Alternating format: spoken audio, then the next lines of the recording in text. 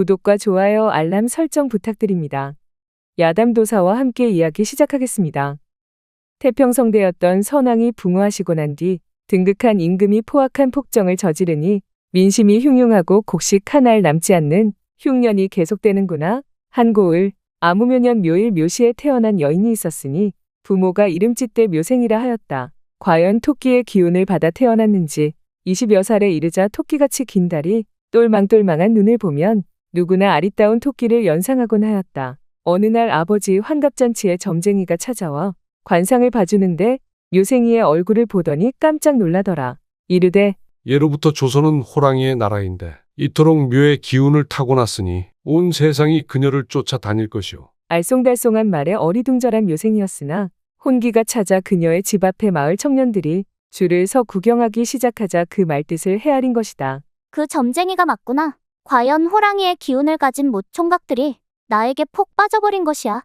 기근이라 먹을 것이 없던 백성들은 종종 산의 풀이나 소나무 껍질을 벗겨 먹고는 했다. 어릴 적엔 풍족한 중인 가정이었으나 압이 병환에 빠진 후 가세가 기울어 묘생이의 집도 먹을 것이 넉넉치 않았다.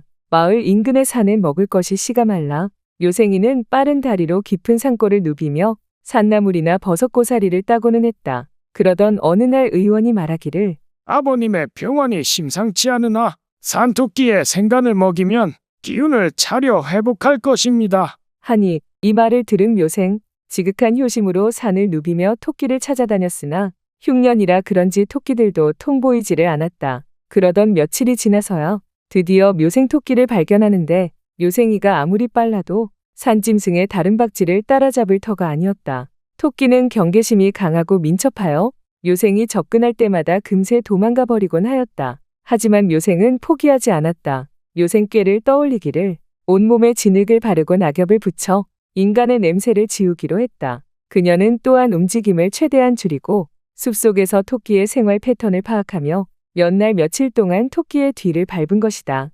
해가 뜨고 지는 동안 묘생은 풀밭에 몸을 숨기며 토끼가 먹이를 찾는 길목을 관찰하였다. 밤이 되면 찬바람에 떨면서도 묘생은 인내하였다. 그녀의 마음속에는 오직 아버지의 병환을 고치겠다는 일념뿐이었다. 드디어 어느 날 토끼가 경계를 풀고 한적한 숲속에서 풀을 뜯기 시작하자 묘생은 숨을 죽이며 천천히 다가갔다. 조심스럽게 아주 천천히 토끼에게 접근하던 순간 토끼가 고개를 들어 주위를 살폈지만 묘생의 모습은 낙엽에 완전히 가려져 있었다. 묘생은 호흡을 멈춘 채 기다렸고 드디어 토끼가 안심하고 다시 풀을 뜯기 시작하자 묘생은 힘껏 양손을 뻗어 토끼를 잡아 들어올리니 감격이었다. 손끝에 닿는 따뜻한 털의 느낌과 그 작은 생명의 떨림에 묘생의 가슴이 벅차올랐다. 그러나 똘망똘망한 토끼의 눈을 본 묘생은 차마 그것을 잡을 수가 없었던 것이다. 토끼의 눈에는 두려움과 생존을 바라는 간절함이 담겨 있었다.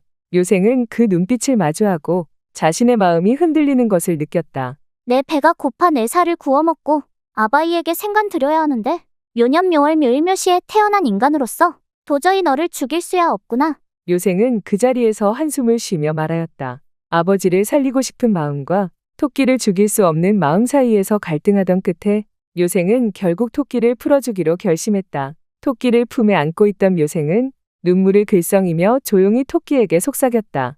너를 살려주는 것이 아버지에게 큰 불효일지라도 나는 차마 너를 죽일 수 없구나. 한탄하며 풀어주니 토끼 인사를 꾸벅하곤 떠나는구나. 토끼가 사라지는 것을 바라보며 묘생은 홀로 숲속에 주저앉아 눈물을 흘렸다. 그녀는 모든 노력이 헛되이 돌아가는 것만 같아 가슴이 아팠다. 그러나 그 순간 묘생은 자신의 마음이 조금은 가벼워짐을 느꼈다. 비록 아버지를 구하기 위한 길이 멀고 험난할지라도 생명을 존중하는 마음을 지킨 것에 대한 후회는 없었다. 묘생은 그렇게 한참을 울다 일어나 숲을 빠져나와 집으로 돌아가기로 마음먹었다. 그때 갑자기 바람을 가르며 화살이 날아와 묘생의 몸에 박히는구나. 그 화살촉은 버드나무와 같고 커다랗고 주홍빛의 깃이 달렸으니 범상치 않구나. 피 흘리며 단발마와 함께 정신을 잃은 묘생이 주변으로 사냥꾼이 몰려오더니 소리쳤다. 명중이옵니다. 감축드리옵니다. 전하. 그것은 바로 포악한 임금이 연 사냥대회인데 묘생이가 온몸 진흙을 발라덮고 팔다리가 길쭉한 채 기어다녔으니 커다란 짐승인 줄 오인한 것이었다. 아니, 이 짐승이 아니라 진흙을 바른 나체 여인이오. 임금 말을 타고 다가와 자신이 쏜 여인을 바라보는데 마치 토끼처럼 큰 눈과 도톰한 입술이 절세의 미녀구나. 임금 말하길 이녀는 내가 잡은 전리품이니 목욕시키고 치료를 한 후 우리에 가둬놓아라. 참으로 인간만도 못한 명이건만 주변엔 간신들이 반이요. 임금의 포악한 성질이 두려운 부하들이 반이라 아무 말 않고 그대로 행한 것이다. 묘생 눈을 떠보니 화살 맞은 곳엔 붕대가 감겨 있고 새 의복이 입혀져 있대. 나무로 된 우리에 갇혀 있었다. 이게 무슨 영문인가? 질 나쁜 산적놈에게 잡혀왔구나 싶어. 앞날이 캄캄하더라. 그때 뒤에서 인기척이 들려 돌아보니 작은 토끼 한 마리가 당도했더라. 토끼 이르되 아가씨가 지난번적 놓아주신 토끼는 토끼국의 첫째 왕자님이옵니다. 이에 은혜를 갚고자 따라왔사온데 공경에 처하신 듯 하여 여쭈옵니다. 이에 묘생 기뻐하며 머리를 굴리되 이 못돼 먹은 산적 놈들이 내 몸을 노릴 것이니 이 어찌하면 좋단 말인가. 그때 토끼에게 묘수가 떠올라 이르기를 토끼야, 이곳을 벗어나려면 내 도움이 꼭 필요하다. 내게 다시 한번 은혜를 갚아주렴.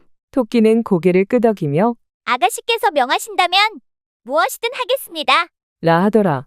묘생은 토끼에게 시켜 주변에서 거죽과 담뱃재, 부시를 가져오라 시켰다. 담뱃재에 불을 붙여놓고 거죽에 싸서 뱃속에 조심히 넣어놓은 것이다. 토끼에게 이르되 내 똥구멍에 들어가서 혹 구멍 안으로 살로 된 당근이 들어오거든 끊어 삼켜라. 이는 우리를 벗어나기 위한 중요한 방책이니 절대 잊지 말아라. 토끼는 이를 듣고 더욱 결의에 찬 눈빛으로 고개를 끄덕이더라.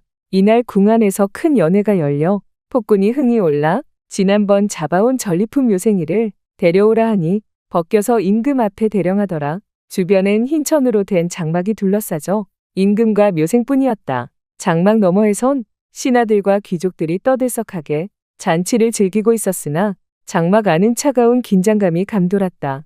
이에 묘생활 나는 천지신명의 명을 받아 민생을 사찰하러 온 선녀인데 보아하니 이리 큰 도적놈이 활개를 치니 하늘의 고에 천벌을 내릴 것인즉 가엾비 여겨 한 번의 기회를 더 줄 터이니 마음을 고쳐 살고 나를 풀어주어라. 하니 임금활 저 짐승이 아까부터 뭐라 하는 것이냐. 내 너를 취하여 치욕을 씻을 것인즉. 임금은 묘생의 말을 들을 생각조차 없이 그녀를 전리품으로 여기고 욕망을 채우려 하였다. 자신이 활로 잡은 여인이기에 짐승이라 일렀거늘 그럼에도 묘생의 아리따운 몸은 삼천궁녀를 둘러본 임금의 눈에도 특출난 것이었다. 토끼처럼 긴 다리, 매끄럽고 호리병처럼 더하거나 뺄 곳 없는 아리따운 몸매에 두 눈은 새초로만이 매화향이 나는 듯하고 입술은 앵두처럼 달디달아 보이더라. 임금은 그동안 수많은 여인을 거느렸지만 묘생은 그 누구와도 다른 매력을 가지고 있었다. 그녀의 몸짓 하나하나가 마치 하늘의 선녀와 같았고 그녀의 눈에는 사람을 홀리는 힘이 있었다. 이에 임금의 욕망은 더욱 커져만 갔으니 약물을 묘생의 옥문에 접하려 하는데 뜨거운 담뱃불이 그곳에 다 지져버리는구나. 임금의 얼굴은 일그러지며 큰 비명을 질러 바깥을 지키던 군사들이 놀라 들어오니 양손으로 지져진 그곳을 잡고 뒹구는 임금이 있더라. 내 인연. 무슨 술수를 써 이리 했는지 모르나. 뒤쪽 구멍에도 술을 쓸 수 없을 터. 내 년을 더럽혀 이 치욕을 갚겠다. 임금의 얼굴은 분노로 붉게 변했고 그 자리에서 아무도 그를 말리지 못하더라. 신하들은 임금의 분노를 두려워하여 어찌할 바를 모르고 그저 바라만 보고 있었다. 임금은 묘생의 저항에 더욱 격노하여 그녀에게 보복하려 하였으나 묘생은 두려움 없이 당당히 맞서더라. 그녀는 자신의 운명을 받아들이고 있었고 토끼의 계획을 믿고 있었다. 저지하는 신하들을 뒤로하고 부끄럼도 없이 옷을 집어던진 임금. 묘생의 후문에 입하자 안에 있던 토끼 이때로구나 하며 임금의 약물을 질끈 베어물더라. 임금 이전엔 비교할 수 없을 비명을 지르며 그곳을 붙잡으니 주변 신하들이 어쩔 줄 몰라 하니 묘생 이르되 나는 천지신명의 명 붙잡고 내려온 묘생선녀이니 얘를 갖추고 금강산으로 돌려보내지 않으면 큰 재앙이 닥칠 것이니 과연 신하들 눈앞 광경 보아하니 없을 수 없는 일이 아닌지라. 묘생의 나체를 보았자면 어떤 인간이 저리 완벽한 몸을 갖고 있으며 기품이 넘치는 게 하늘에서 내려온 선녀 분명했다. 임금 아픈 와중에도 생각하니 티끌 한 오락이 걸치지 않았는데 무슨 신묘한 술수를 부려 이리 한단 말인가. 임금에게 머리를 조아리지도 않고 범인과 다른 구석이 있으니 정령 선녀라면 큰 화를 입을 것이니 입을 막아야 하느니 이에 명하길. 저 요망한 년을 포밖에 화형을 시켜라. 이에 신하들 저어하며 천벌받을까 두려워하자 임금 직접 칼을 내다 빼어 묘생의 목에 겨누니 실금 같은 틈 사이로 새빨간 진주구슬 같은 피가 맺히는구나. 이때 갑자기 주변 큰 소란이 생겨 둘러보니 수천 수만 마리의 토끼떼가 몰려와 궁 안 가득하구나.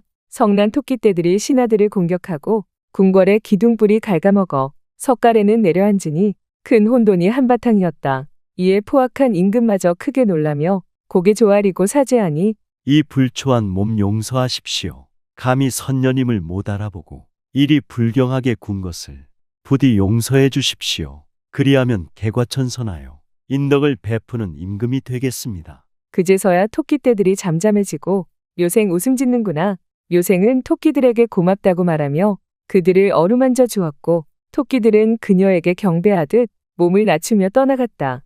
묘생은 꽃가마에 태워져 비단과 곡식을 들고 고을로 향해 받은 물건들 나눠주어 흉작에 고통받던 마을 사람들 크게 기뻐하였다 한다. 마을 사람들은 묘생을 천상의 선녀로 여기며 그녀에게 감사를 표했고 묘생은 모든 이들에게 온정을 베풀며 웃음 짓더라.